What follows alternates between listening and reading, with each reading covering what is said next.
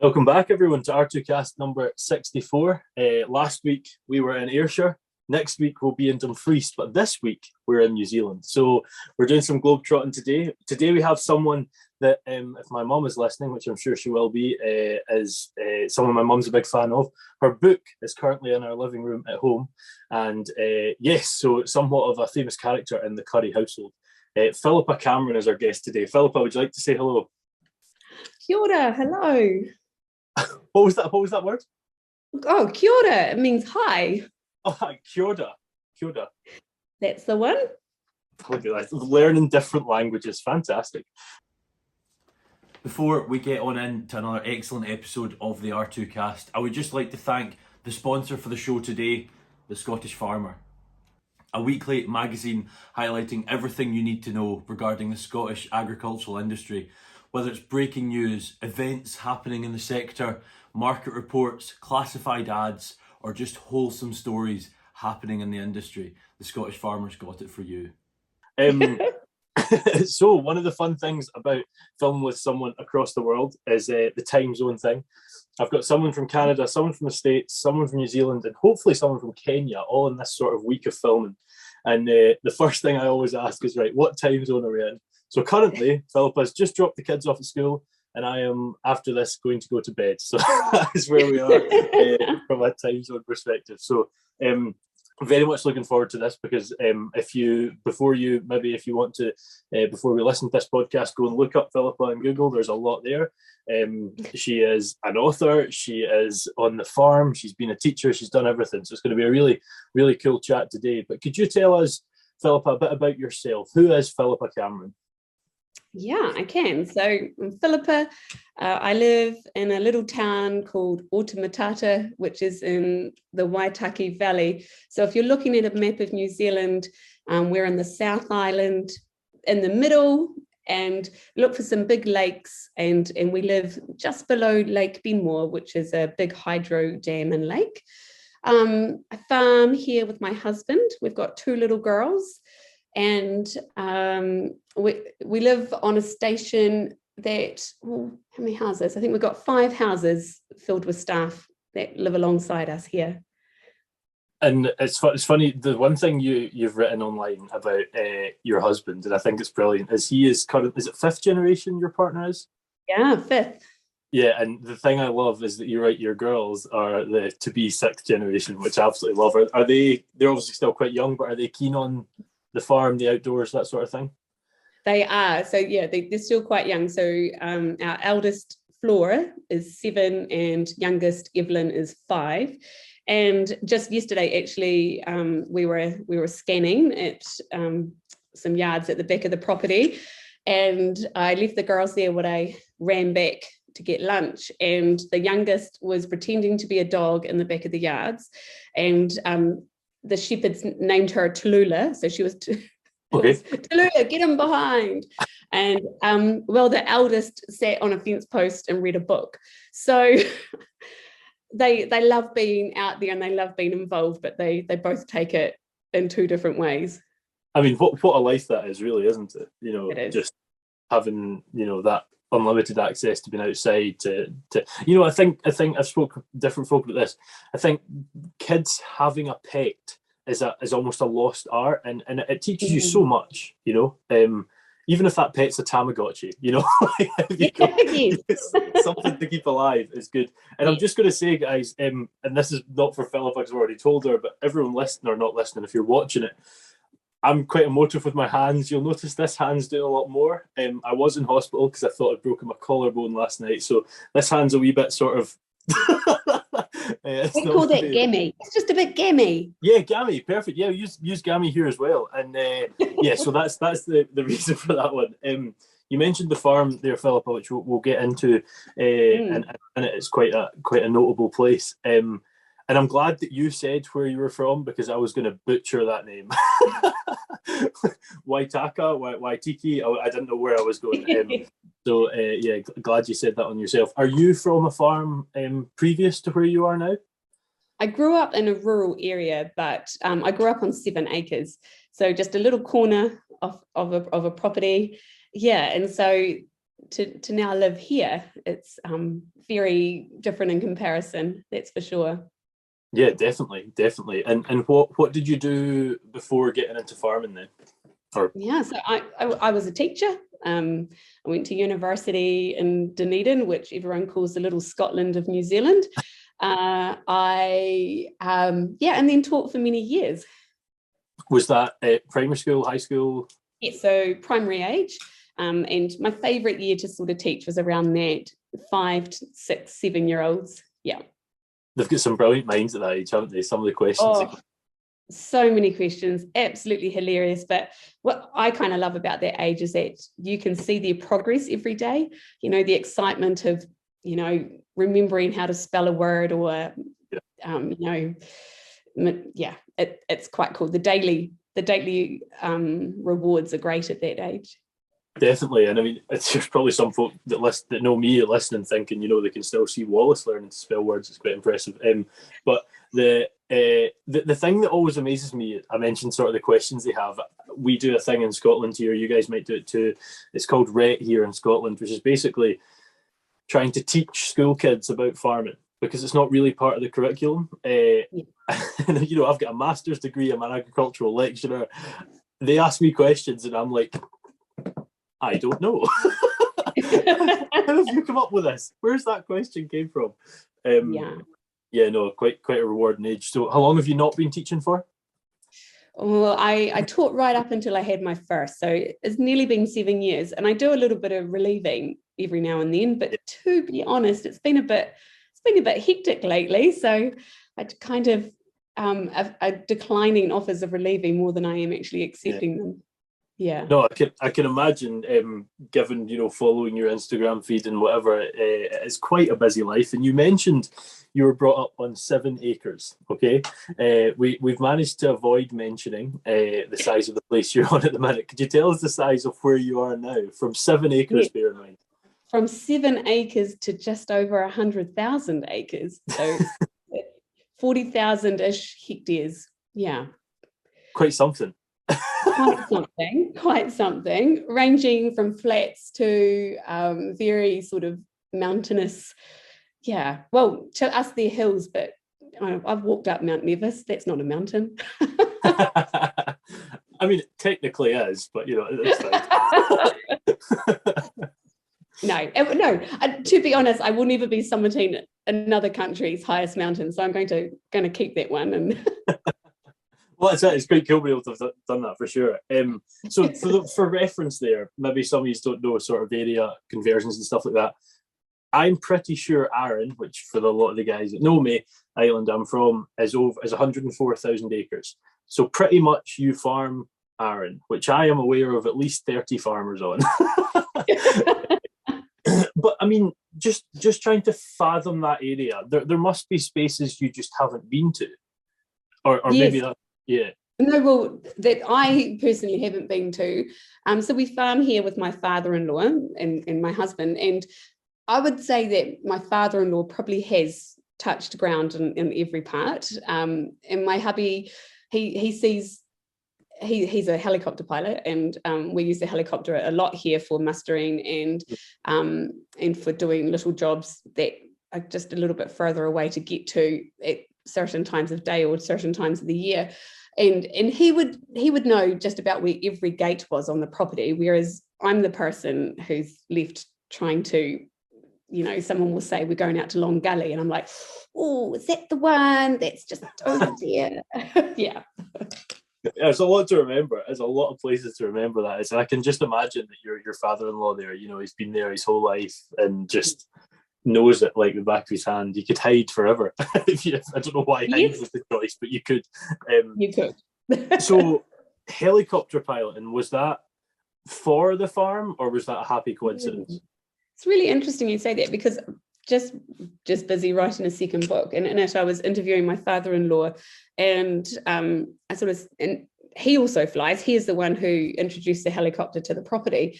And I said to him, you know, was that his idea, like trying to, you know, not stamp his mark, but make a mark on the farm at a young age? And he said, no, that it was actually his father's idea, and that he saw it being the future of farming, that, you know, 2-week long musters were starting to be sort of phased out, having to employ large numbers of men when there were, more mechanical things that could help. So he sort of saw that. And so my father-in-law went and got his helicopter license. And then once he got his hours up, flew up to Auckland and flew home a brand new Hughes 300 helicopter. And so, that it has sort of revolutionized the way that we farm here on the property. And then, my husband grew up with flying being regular daily activity and obviously loved it as well. So when I met Joe and when I married Joe, he was actually an airline pilot. He flew A320s and we lived in cities in Australia and here in Christchurch. Yeah. Oh, really? Yeah. So excellent. So my husband Joe has a sister Olivia, and both of them were always encouraged to leave the farm, to get a profession, leave the farm, and then that if it calls you back, it calls you back, and if it doesn't, then just make a plan around it. So so he flew for a long time. So we've only been home here. We've only been home maybe 6.5 years.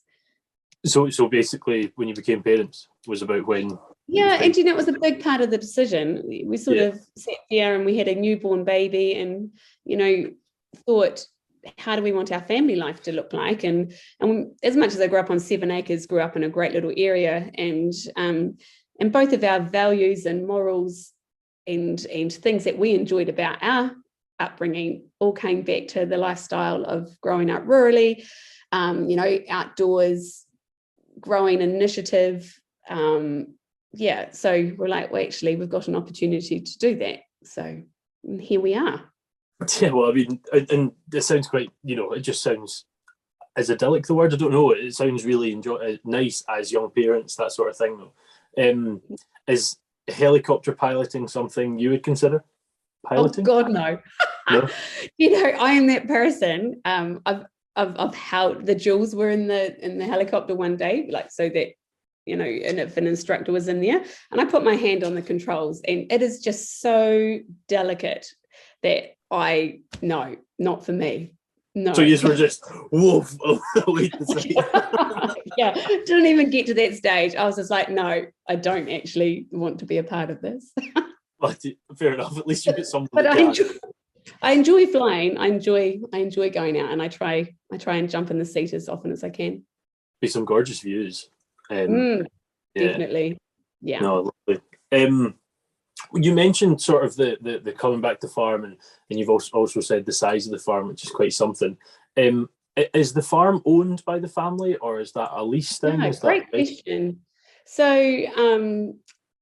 the 40,000 hectares of it, a very small percentage is freehold land. The rest of it is called a crown lease, which means that we lease it off the government, and so that has some, you can't build a house on it, or you can't what's the word, like, you can't be propagating it or putting on any type of infrastructure without having to obviously apply to the right places and whatnot. And so, but my father-in-law, as his father before him and things, yes, they own the property. Joe and I are just mere employees. I'm sure that's not the case.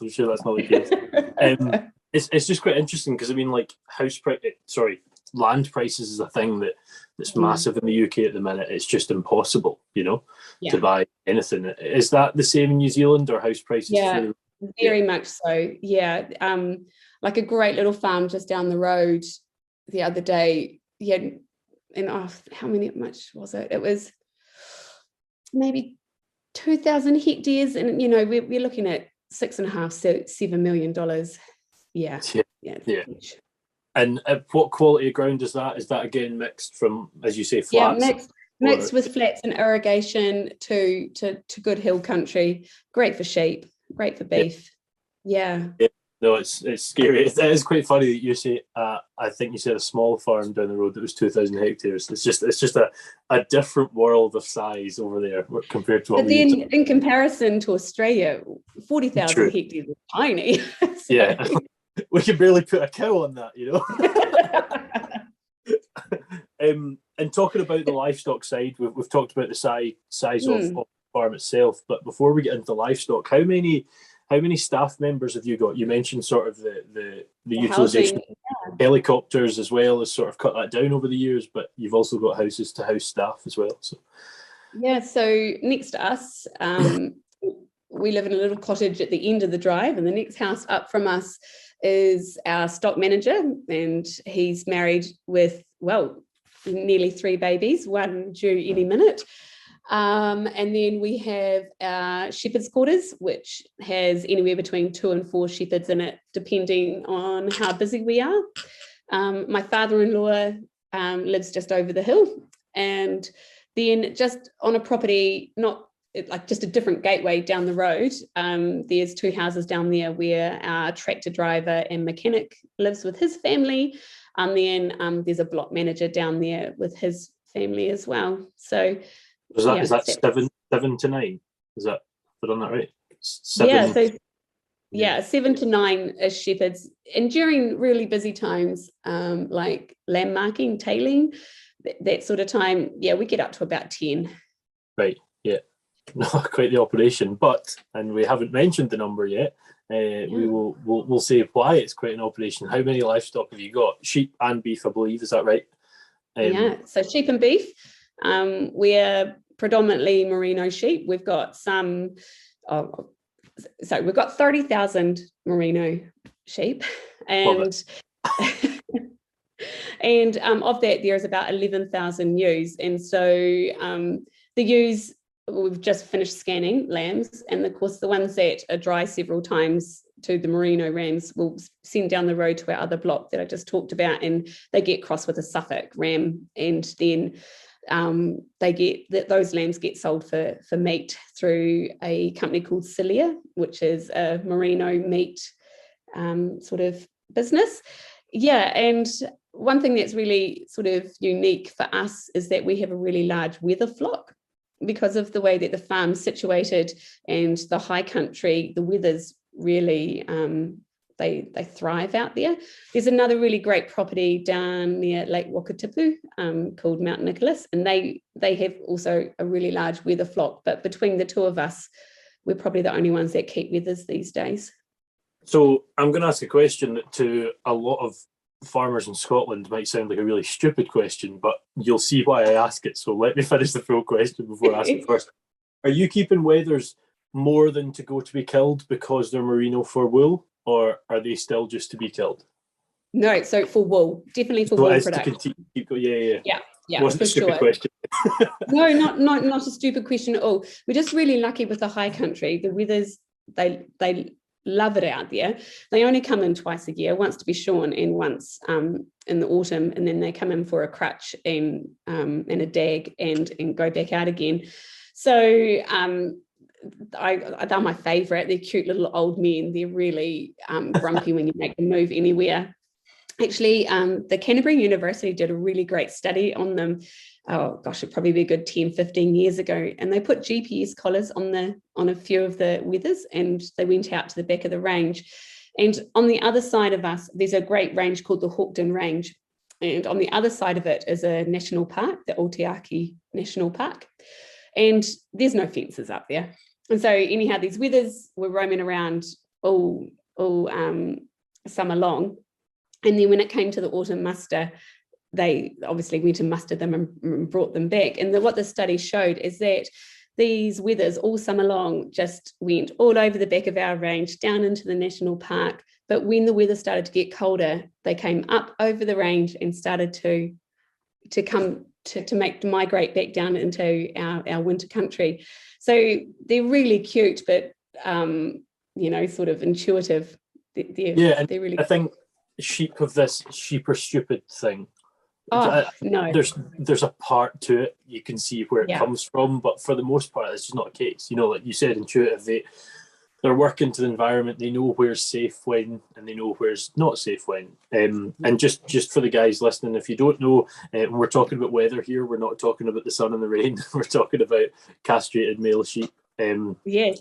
You might know them as tegs, is another word I've heard. But, yeah, no, it's just it's quite in my job. You hear the different names for different things. Sorry, talking about the wool that the wethers bring in. So we keep them for that wool, because merino wool is an exceptional product, and we get, like, our wool check is our income. Here in New Zealand, the strong wool farmers are really struggling to find buyers for their wool, and it's really sad to see. And it's happened with the introduction of synthetic fibres, and once it was a strong carpet industry, and the synthetics has taken that over. But there is a really great New Zealand company called Cavalier Bremworth that's ditched all these synthetic carpets, and they've gone back to strong wool. And we just heard the other day that there's an apartment building being built in New York that is going to be based on a sustainable model, and they're using all of Cavalier Bremworth's wool, all New Zealand strong wool farmers carpet, which is fantastic.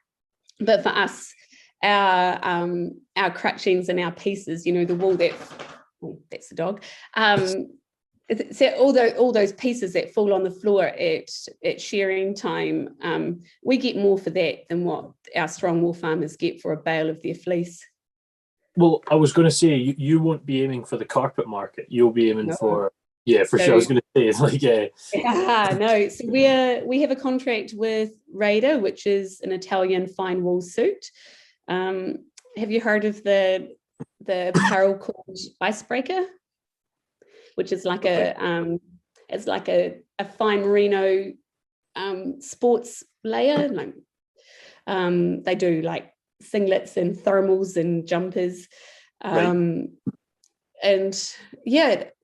everything from suits to a pair of runner's socks. Yeah. So that everything. Like merino wool it's fine. So when you have it against your skin, it doesn't itch. It breathes.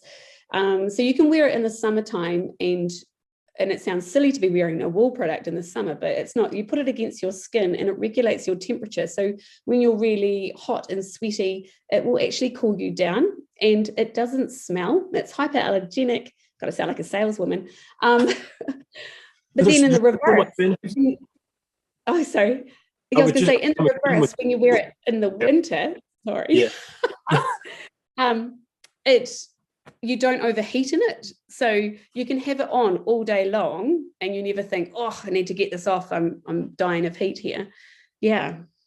Sorry for jumping over you there. I don't know if there's a bit of a lag on it, but I was agreeing with your salespersonship. Like there's so many benefits to using wool over alternatives, like you're saying. And I mean, one thing you didn't mention, I think wool is about 50% carbon. So you're shearing however many thousand sheep every year. You're putting a lot of tons of carbon away. Yes, and that's one thing that we're really fighting for here at the moment, is to have that recognised. Unfortunately, here in New Zealand, our current government seems to be on a world stage. It looks fantastic, but here they're not recognising the carbon that the farmers are putting into the soil. They're putting a lot of effort into carbon farming trees, so land prices, a lot of farmers are selling to forestry and putting in trees. It's actually really sad. Whereas of this 40,000 hectares, there's a lot of land out there that's in beautiful tussocks, but they're sort of knee high, whereas I've got to be 5 meters to be recognised over here for carbon credits. But we know that those tussocks are putting in just as much gorgeous stuff into the soil, and the soil itself is sequestering carbon. So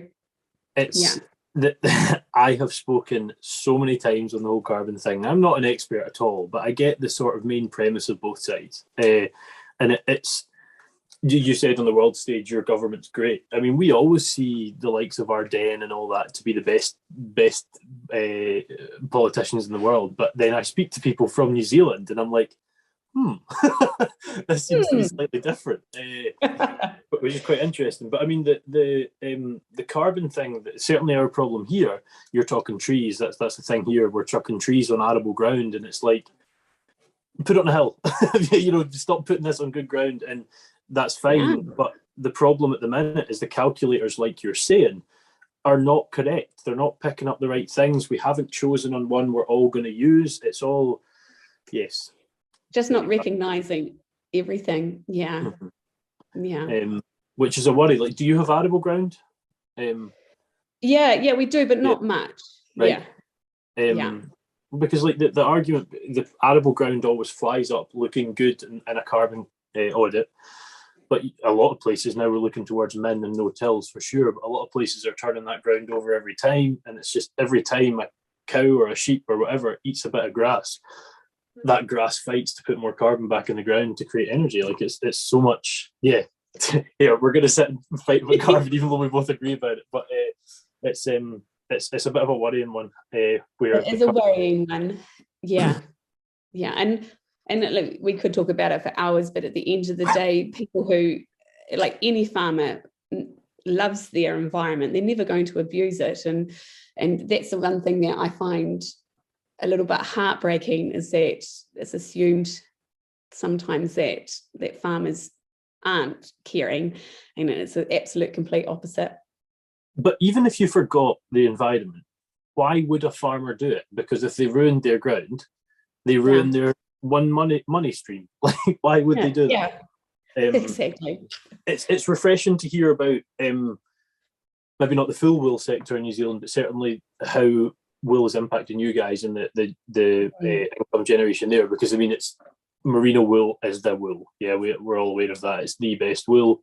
It's not a breed that we use here in the UK.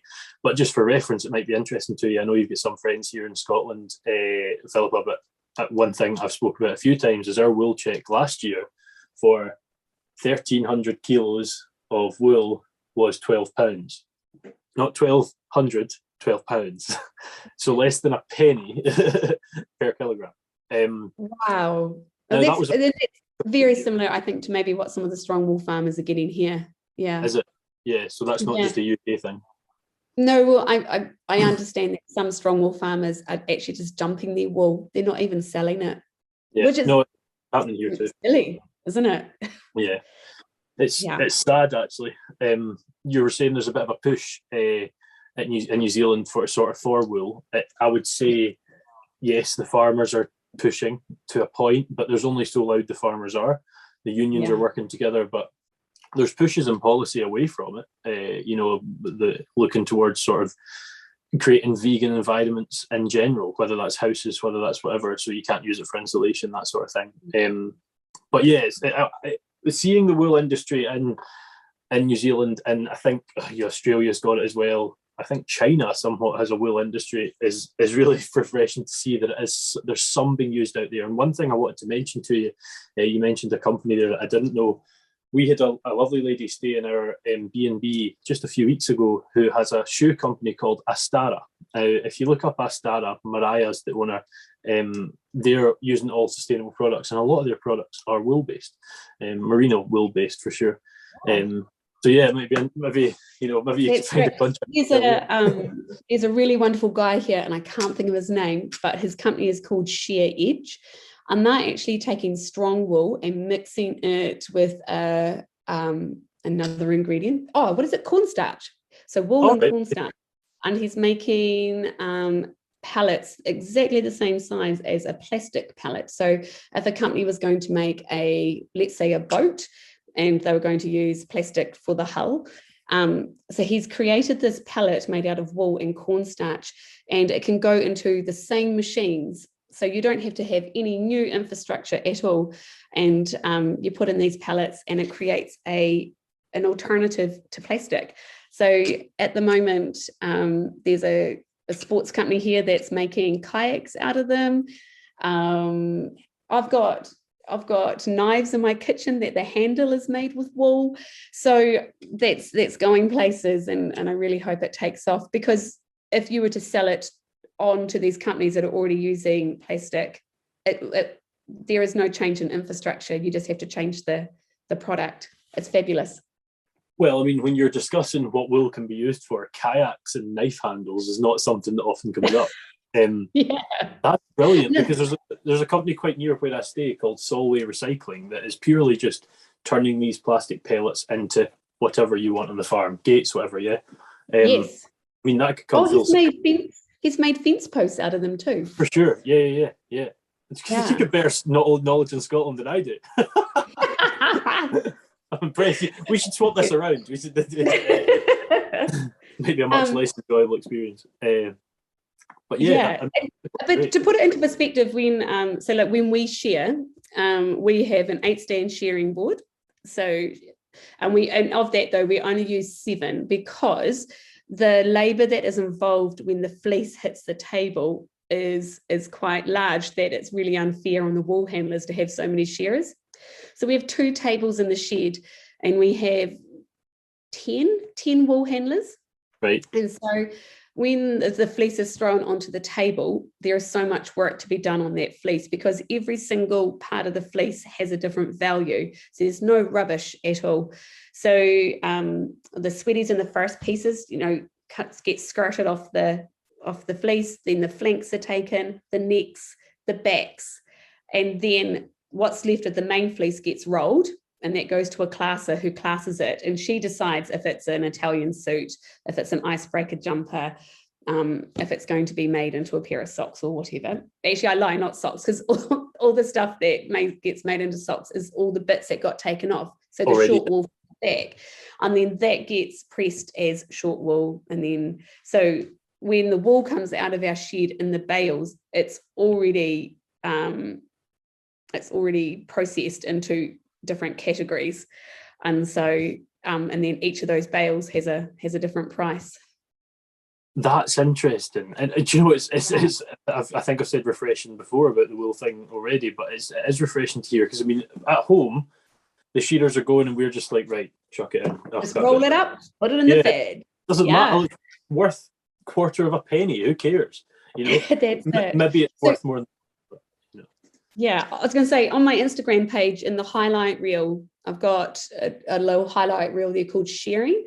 And in it, one of our head wool handlers, Jackie, I got her to throw a fleece, and she talks through all the pieces she does on it, just so people could actually understand. I mean, you've got to understand that, and it is predominantly female. So the girls, they are flying as amazing. They are doing this, doing all this work, because they've got to keep up with the shearers. Yeah, it's quite something to watch. It really is. Someone that is good at, I don't know if you call it rousing in New Zealand, but yeah, we do. But I was trying to be correct. We'll handle it, Bowsy. There's shearing channels and stuff out there. I hands down focus on the handling. I think it's amazing. They are incredible. Unable to. And I always try to look after our girls. I always try and look after the girls in the sense that, at the end of the day, they are the ones responsible for our wool checks. The shearers do a really great job of looking after our sheep, but you need to look after those girls for the fact that you want them to do a good job on the fleece, so that when it reaches the classer, it's looking fantastic. Definitely. And how is wool handlers paid sort of a per hour basis, and then shearers are paid per animal? Yeah. So they get paid really well. I think they're sort of near $30 an hour, which they deserve. And the shearers actually just got a pay rise. I think they're nearly on. I didn't get that. Could you try again? Siri's talking to me. Sorry. I think the shearers are nearly on $9 a sheep. So that's $9 is about £470, I believe, and then the wool handlers are on probably just £16-17. That's much better than here, but it's a better industry there. And so they're sharing about, they aim for 200 a day. It's just mad to me. It's a good wool check. Yeah, well, and I'm not going to ask you the price of your wool check and stuff like that, but that's the thing. It's worthwhile to pay that money, because it's actually going to be worthwhile when it comes in. In saying that, they've also got a very good union. They sort of hold us ransom. Well, that's good. That's good. Yeah. No. I mean, we've got a good union here as well, but there's a lot of people aren't for it. It's certainly the case, but it's good to hear. You're certainly backing yours, which is good. You're not sending wool out in bags, are you? It's baled. Is that right? Yes, baled. 185 kilos is what it gets pressed at. So, do you have that in your shed? Yeah. So we hold so many, and then we have a truck and trailer unit here at the farm that we use to transport it to Christchurch. So I think off the top of my head, there's about 650 bales that leave after all up oversharing. So I'm trying to work out 185 kilos. Is that about 70 sheep, roughly? Yeah, about that. Yeah, about 60, 70. Yeah. I guess you're picking up with a telehandler unless you've got some really strong folks working in the shed. A couple of kg over the shoulder. Quite the place. Now we've went through the sheep side there for sure. Oh yes. Has meat prices been holding up post-COVID? Because over here, meat prices have only sort of went like this. There's been dips for sure, but COVID's been good for it. Is that the case with you guys as well? Yeah, it has. It's held steady. There's been no drops or anything like that. Yeah. And on the beef side, how many? Yeah, so we've got about 500 head of cattle. It sits around that sort of number. They're an Angus and Hereford cross, and they thrive on this high country. We've got a lot of scrub, a rosehip berry, or briar, and they love that. There's lots of springs and creeks that of course have nice fresh shoots all around them. They and then they love the roughage of up higher as well, so they do really well. Is about to ask you a completely random question from what you've said. It's probably not what anyone's picked up on the whole thing, but is rosehip the flavour of Turkish delight? Do you know, I'd never thought about that, but that actually might be nearly spot on. I think it is. I think you're right, and I never knew that, but you're right. It does taste, yeah. I could just about everyone's like, why Angus, why Hereford? How many is there? Like Turkish delight. Well, you're saying it grows like a weed here, an absolute weed. Oh, does it? Oh, so much. Yeah. You're certainly a quite an accomplished baker, so maybe you can integrate it into that as well. Well, my mum remembers picking rosehips as a little girl for her mum to make into rosehip syrup, and so I got the recipe. And there's no way I'm doing that. It's incredibly labour intensive. Oh, is it? They're terrible. When you open up a rosehip, it has a really thick skin on the outside, but the inside is, well, and saying that it's prickly on the outside, on the inside is completely covered with seeds. So you have to boil them and then steep them, and then you get that's past my pay grade. Fair enough. You'll have to get onto the shearer's wages to be like doing the rosehip thing. Yeah. What was going to say? Yeah. What age are you? What age are you keeping the cattle till? Are you selling them store? Or are you selling them fat? Yeah. So we obviously keep replacements and things like that, and then they get sold at about that 13, 14 month sort of stage. Right. I'm good on the wool, but I'm not too good on the cattle. Sorry. For what it's worth, I'm the same. Don't worry. I just like to cover the cow side, so the cow people that are listening are not the cows that are listening. I think I said the cows that are listening. The people that not the cows. Oh my god.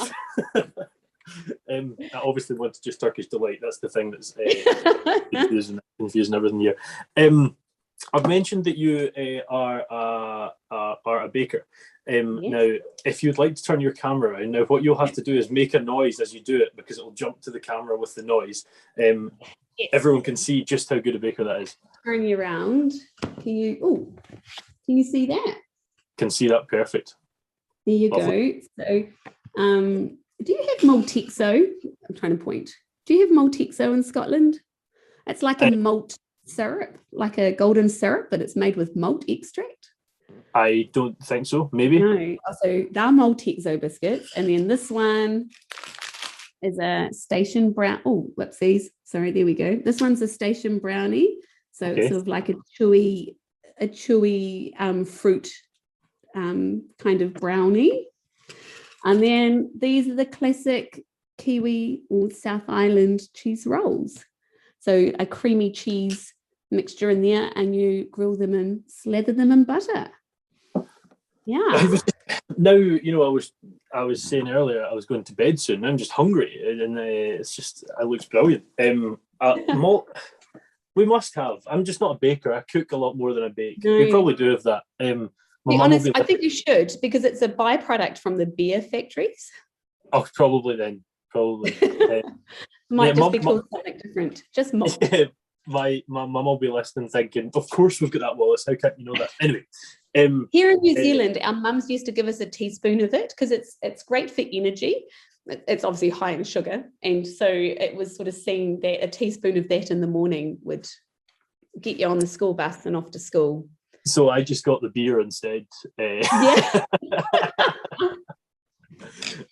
Now, I'm going to try and impress you here, and I'll probably do it wrong, but we'll give it a shot. There's a reason that you have a lot of food sat on your counter there. It's not all for yourself, I assume. I mean, no judgment as it is. But that is for, and I'm probably going to say this statement wrong, but I believe that is for smoko, which I believe is the translation for afternoon tea. No, morning tea. Morning tea. Yeah. And afternoon tea. Smoko is, so smoko is was sort of termed that way in the farming communities here in New Zealand, but also across in Australia as well, that you would break at, I don't know, your 11s to have a smoke, have a cup of tea and a smoke and a bite to eat. Now, of course, smoking, not many people actually smoke. I think we've got one employee that smokes, but and it's just a reference, a term now for stopping and having a cuppa and a bite. Yeah. So are you in charge of feeding the staff? Yeah. That's not a thing here anymore. That doesn't happen here at all now. Oh, it's really sad. I think it's sad, and I advocate for it because the station here has obviously always been a large property and always employed a large amount of people. And so for years, there was always a station cook employed, and they would live in a house, and she would cook breakfast, lunch, tea, plus smokos for the staff. And then obviously as the farms become more automated, obviously less staff, the role of the cook sort of fell to the farmer's wife. And and so, but it's one of those things that you could let slide. Life is busy, but at the same time, we employ a lot of young staff, a lot of people who maybe have just left school or 1 or 2 years out of school. And I don't know about over there, but these days, the art of making conversation or holding a conversation without being distracted by a phone in your pocket, those sorts of things is actually a real concern. But we sort of see it as by stopping and having a cuppa, sitting down, you become part of a family, become a part of a culture, an environment where you join in a bit of banter, have a laugh, and at the same time you can talk about what's coming up next. And I think if you didn't have that chance, farming could be quite lonely, especially here where, a young boy picked up his, I say young boy, he's probably your age, 24, 25. He picked up his lunch this morning, and he's going to be on a horse by himself for the day today. So, and he loves that. But if we were doing that every day and not having a chance to meet up, it could be quite a lonely experience.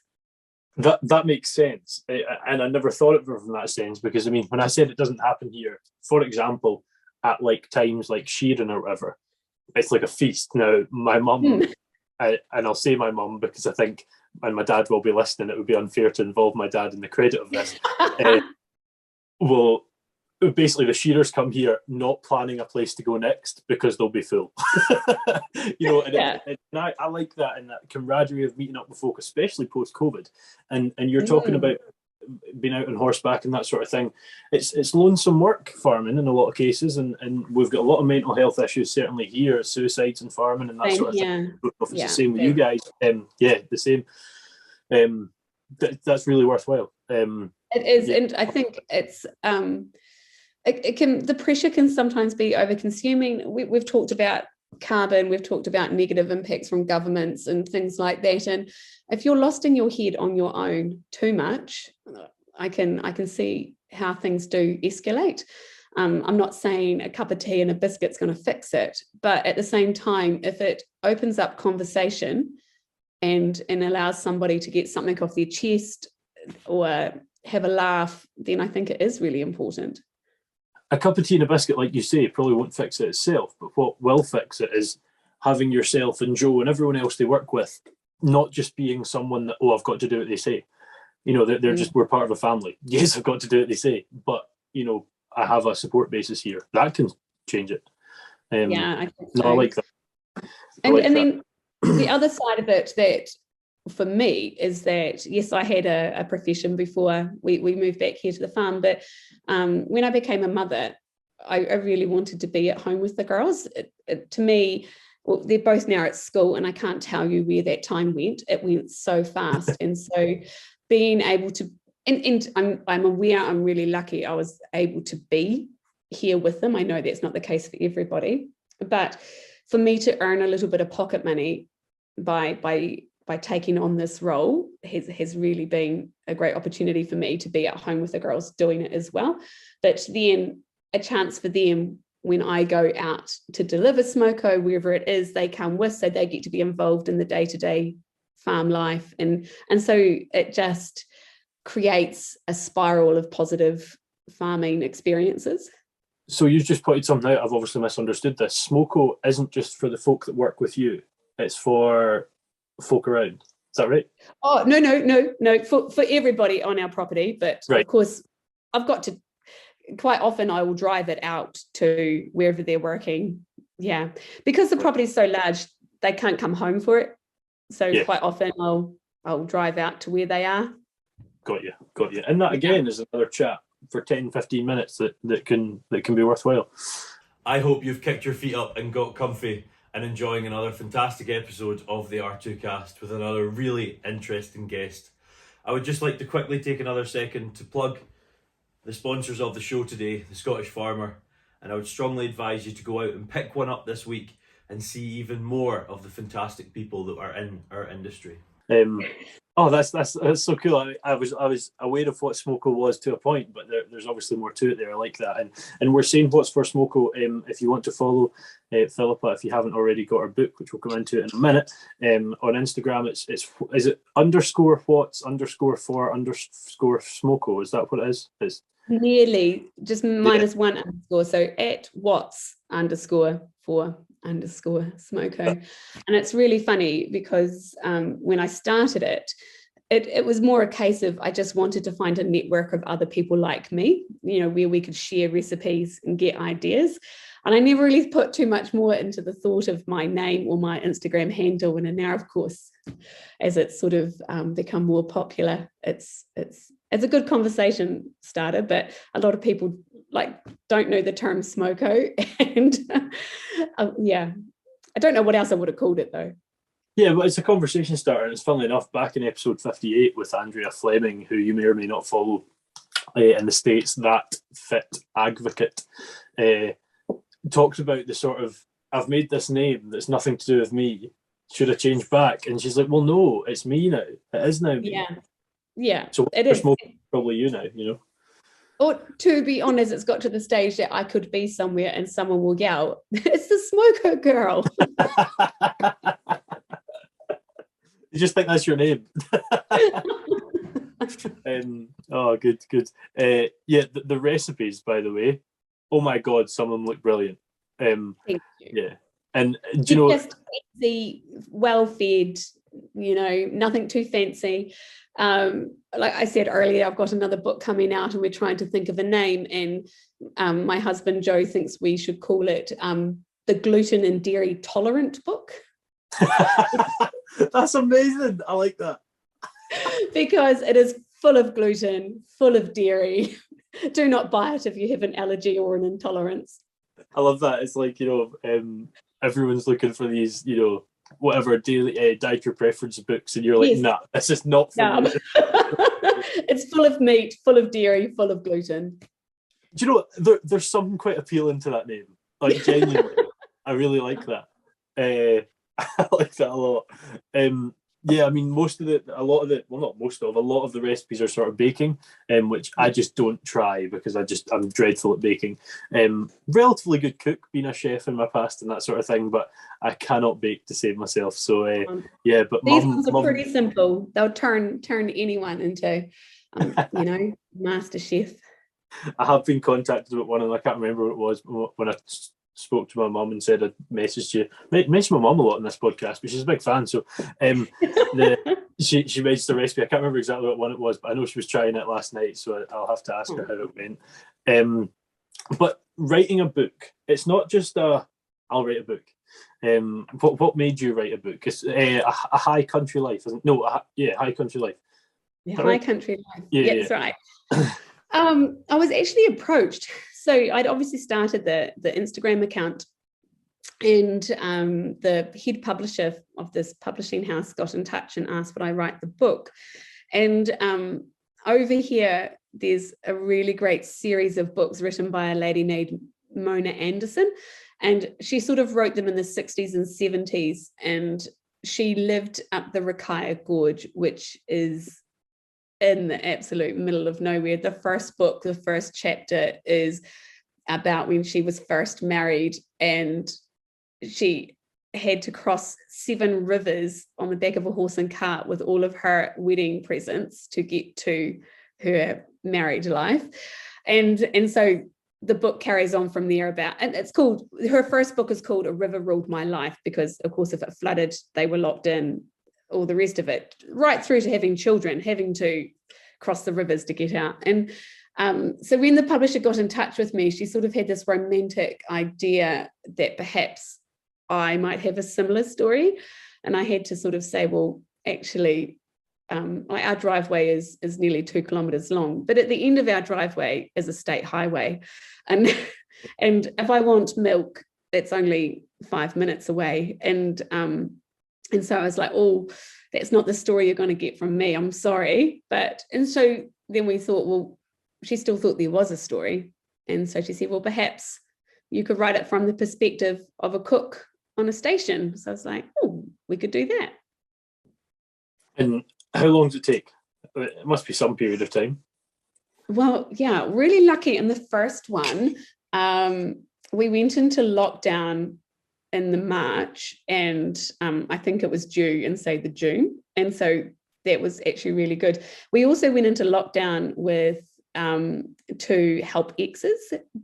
Are you aware of HELPX? It's a worldwide thing. It's a little bit like woofers, but you don't have to be organic or HELPX.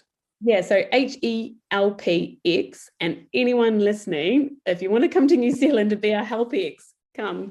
But what they do is they volunteer their time for 4 hours a day, and in return, I'll feed and accommodate them, and then the rest of the day is theirs. So normally they start at 8 and work till lunch, so have breakfast and lunch with us, and then they go away and just explore or work on the farm, whatever they would like to do, and then come back for an evening meal. And we've had some really great HELPXs over the time. And when we went into lockdown, with an English girl and a German girl. And so I had, the German girl actually managed to get a repatriation flight home, but we kept May, this gorgeous 20-year-old English girl, and my girls loved her. So I wrote a book in lockdown while May had a bit of fun looking after the kids. So that worked really well. Of course, this time round, there's been no lockdown and the girls are as busy as ever, and I'm really struggling to meet my deadline. There's no May. Where is she? Yeah, well, I didn't expect you to have a deadline. I just thought it'd be, I'm going to write this and then. very much a deadline. Yeah, it's actually 10 days away. I don't want to put pressure. Is it finished? Or is it? It is. All the recipes have already been handed in, and so have all the photographs, which are spectacular. A photographer took, not me. I like the confidence. And I'm nearly done. Yeah. Very good. Just a lot of proofreading. And the name still isn't there, but I'm sure there'll be one coming to Isle of Arran for once it is ready, I'm sure. So HELPEX is a bit like Workaway, but it sounds better. Yes, yeah, and it is worldwide, and it's absolutely fabulous. And we've been waiting for so long for our government to open up our borders, and it's just finally happened. And so we're really hoping that we'll be able to get some more people. It's really great, and it's so wonderful for our girls to meet people from all around the world. And when they were younger, 3 and 4, they won't remember it now, but running around and, not speaking French, but bonjour, it's fabulous. And our dog disowns us because she loves living with them, not us. And it's just a really great way for us to meet new people, them help us with little tasks that we wouldn't normally get done. And then in return, it sort of offers them a little bit of a home when you're away. Yeah, absolutely. Yeah. No, it sounds quite interesting. I mean, I've actually, since you've mentioned it, got a few folk in mind that I think it would benefit. Send them our way, please. I'll vet them, so I'll give you the good ones. No, very good. And so books on the way. Yes. Exciting times. The first time there was a lockdown, you guys seem to have been locked down forever. How has that been? Now, at first, the UK and the US were fighting as to who could kill the most people with coronavirus, and it was all not that good, and New Zealand was doing really well. But once we realised, for sure, right, okay, it's not good, but we have to just go to some kind of normality. You guys didn't. How was that? Well, here on the farm, it didn't stop. Like, obviously, animals still have to be tended to, and all the rest of it. But it was a long time, and perhaps a little bit too unnecessary. You got to give the government credit for that initial lockdown and the way they handled it, and our health services survived, and there was a very little number of deaths, and I think that is spectacular. But then as it went on, my personal belief was that it was more about control. And we started to feel very controlled, and then it even came down to people who chose not to be vaccinated were ostracized, weren't allowed to go places, and it just became actually a little bit scary there for a little bit. Yeah, that's not enjoyable. No. But yeah, like you say, it worked in the start, but I'd never considered the control idea, but that makes sense. The vaccination thing was an interesting one. I'm not going to get into pro-vax, anti-vax. Not going to touch on it. No, for sure, but I'm quite happy to say, and I've said it a few times, I did not want it. Not because I'm anti-vax, and people laugh at me when I say this. My biggest fear on this planet is needles. I'm petrified of them. I was sick many a time before the vaccination. I was faint and everything. And I think I got one. Did I get a second? I can't remember, but there were some people that were like, not going near him. It's like fair enough. But I noticed in New Zealand it was pretty major. Like, it was almost like a divide, It became a divide, and it became, when I say it became scary, it started to mirror a lot of things that have happened in history across the world with segregation. And I think they then did recognize that, and it all of a sudden became a little bit less. But when it comes to vaccination, when I say that Joe and I are mere employees, but we do a lot of decisions with his father-in-law, but we had to look at it from the point of view that, being the business owners, we had to lead. We had to look after our staff. So if that meant that we became double vaxxed with boosters, then we were in a sense protecting our staff as well. Yeah. And so that was fine. And I wasn't against the vaccines. And gosh, I think they probably helped me when I did get it, a lot lesser than other people's symptoms. But I just didn't enjoy that friends of mine were no longer able to come to meetings, that you would have a girls' night out and they weren't allowed in the restaurants. It got like that. Yeah, no, that's not good. That's not good. Yeah. No. And you had a little pass. You had a little pass and you had to show it. It got scanned at the front of the cafes. And so we had that for all of about a week, maybe a fortnight. And folk were like, nah, this is not good. It disappeared like that. It basically went everywhere, was like, you need this passport, I think they called it. And I just screenshotted one of my mates. And yeah, but it's funny you say it helped you when you got it. That's obviously the case. And don't for a minute think I'm saying those that created the vaccines aren't good, they're geniuses, all this sort of thing. The speed they done it's phenomenal. But the time I had COVID before the vaccine, like, had I not been told to test, I wouldn't have known. And then the time I had it after the vaccine, I was in hospital. Well, I had to go to get checks in hospital. So yeah, I mean, it's here. We're not getting into vaccines and stuff, but that's worrying, the whole not being able to go to meetings and stuff like that. I don't like that. And when you said segregation, I was like, but then you're actually, that's the correct word. It's quite cool, Phillipa. There's obviously a big patio door, or certainly a big window behind you, and I can't quite see what the weather's like. But could you tell us sort of what, like, the make it? There we go. Oh my God, what a view. There we are. Holy shit. That is gorgeous. Wow. I'm drying pumpkin seeds. Yeah, there you go. That is absolutely beautiful. Wow. I wasn't expecting that. What I was going to say was, could you tell us a bit about the calendar in New Zealand from a climate perspective? Because it always confuses me what seasons different side of the world is. That'd be great. Yeah, so at the moment we're just coming out of a winter. We've had a very cold, very wet winter. In the month of July, we had over 200 mil of rain, which is too much for us. We're very wet. We've had a lot of damage to our farm roads and things. But yet here in Otamatata, we would have frosts on the ground, -5, -4 most mornings, and then we sort of get into a day.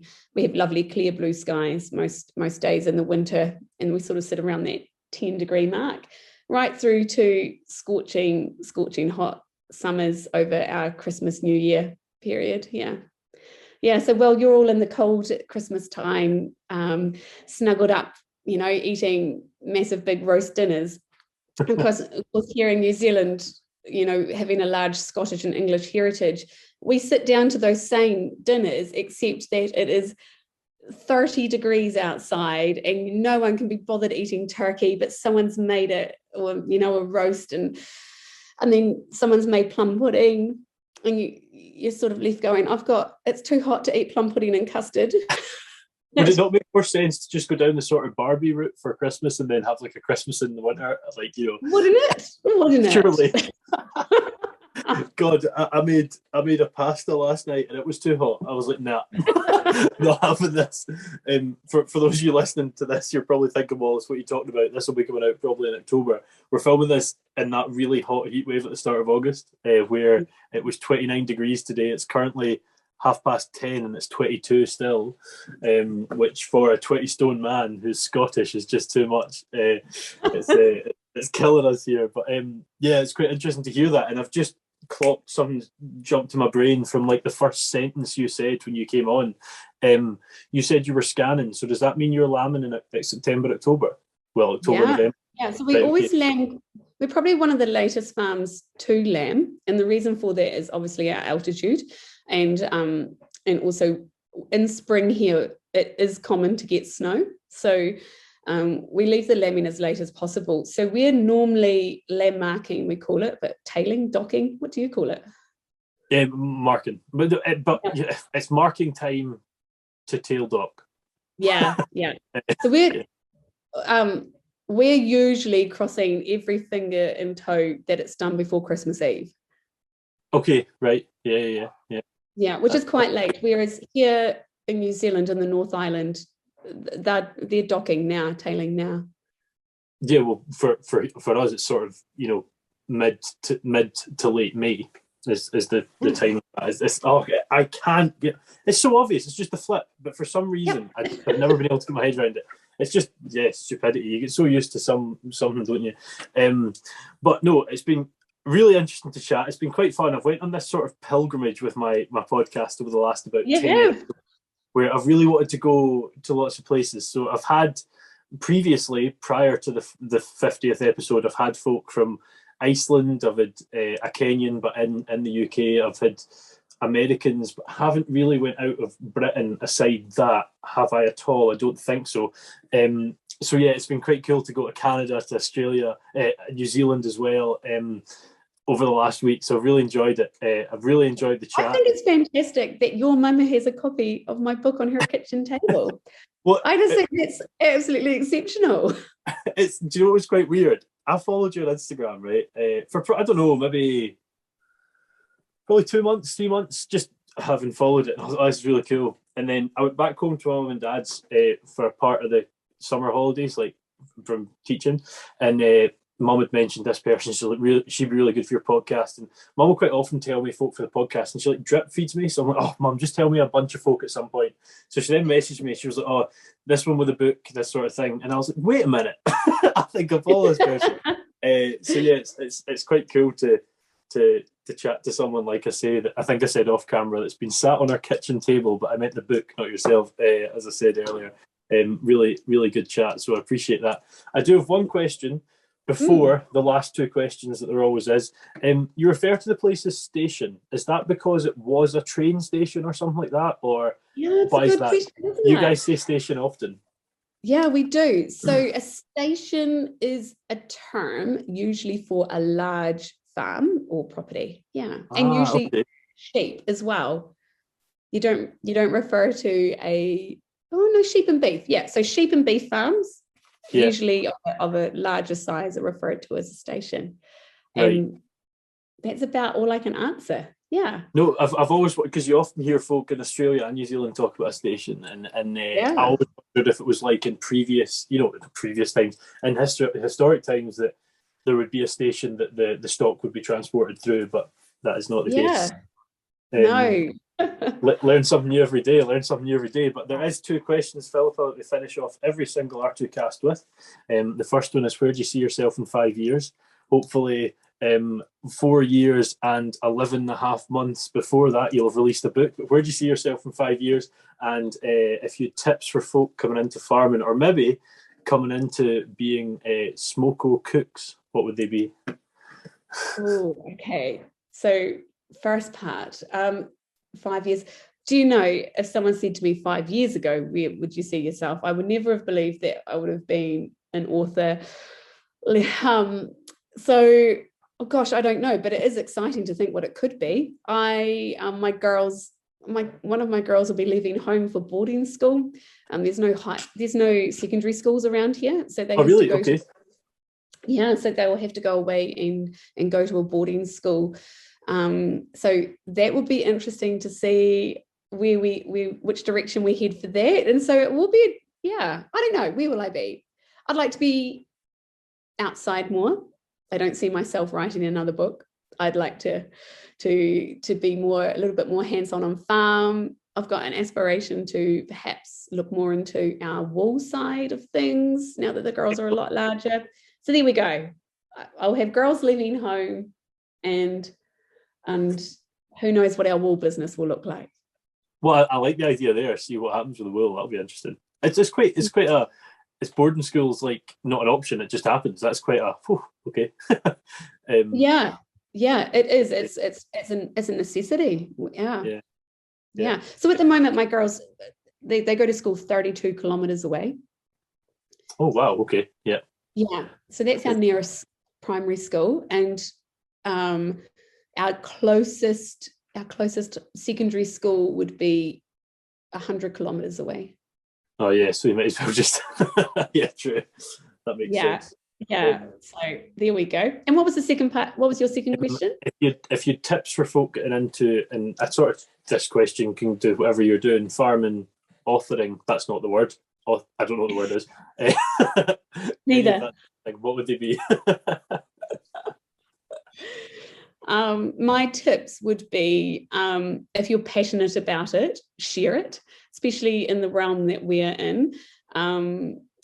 Share everything, share the ups, share the downs, share your enthusiasm, share your passion. And then with that, if you would like to have skills around how you share it, like say you want to do it on social media, do you want to blog, do you want a YouTube channel, don't try and do it alone. There are so many people already doing it that will easily give out tips and tricks and advice. And I think the more people that can share positive rural stories is exceptional, in the sense that I think it is so relevant going into a society that has such extreme views of how to live, how to eat. I think if we take away, I just don't think people realize what happens. And for a long time here in New Zealand, you know, we call it 2 degrees of separation, but here in New Zealand, it's assumed that everyone has 2 degrees of separation between you and another person. So once upon a time, everyone had a cousin or a friend or a family member who lived or worked on a farm, whereas now that gap is so large that I think really scarily, if you walked into a school in the city and asked where milk came from, I think it would blow people away that maybe some children don't know, or they might believe that a sheep has to be killed to get wool. They don't know that there's a process called shearing. And so I think the more and farmers as a whole, and I think in Scotland too, so humble, don't actually realise what their role, how important their role is. They get out of bed at God knows what hour in the morning and do their job and roll in again at night time, and don't actually realise the importance of it, or that people would be incredibly interested in it. I think that's very true. I think that's a very good way of putting it. And I loved your, if you're passionate about it, share it. And what's quite funny is, because of your accent, I thought you said, if you're passionate about it, share it. And I'm like, you're just going to get wool from everything now, absolutely everything. But share it. I like that a lot. Because we're doing, well, not we, I'm not. Farmers are doing great stuff. They're feeding the planet. They're sheltering the planet. But sometimes what would you say, the credit isn't given to them, and I think sharing it is a good way of doing that. So very good tips, I would say. I like that a lot. I hope you've enjoyed your time on the R2Kast, Philippa. It's been a great chat. Thanking you. It's been pretty good. Just pretty good. Oh God, I'll do better next time. Actually, I was going to tell you one last story. It was about how I'm sitting on your mum's kitchen table. So when I was in Scotland as a young 25, 26-year-old girl, I was sitting in my friend's Ma's kitchen in Harlow on the borders there, and her sister-in-law came in for a cuppa. Jennifer's kitchen seemed to be one of those places that everyone came for a cup of tea. Yeah. And she introduced me to her sister-in-law, who told me that her son was a shearer in New Zealand and lived in New Zealand. And I said, oh, that's really exciting. Whereabouts does he live? And she said he lived in a little town called Pleasant Point, which is actually only about 2.5 hours from here. And I said, oh, that's exciting. Who does he work for? And he goes, and she said, oh, he works for a contractor called Cox Shearing. And I said, oh, that's crazy. That's who my boyfriend uses, obviously boyfriend at the time, uses for their shearing contractor. And I said, you don't happen to know where he's working at the moment, do you? And she said, oh, it's one of those places that, repeats itself, like, oh, Marama, or Ota. And I was like, Ota Matata? And she was like, yes. And I was like, well, I know that my boyfriend is sharing at the moment at home.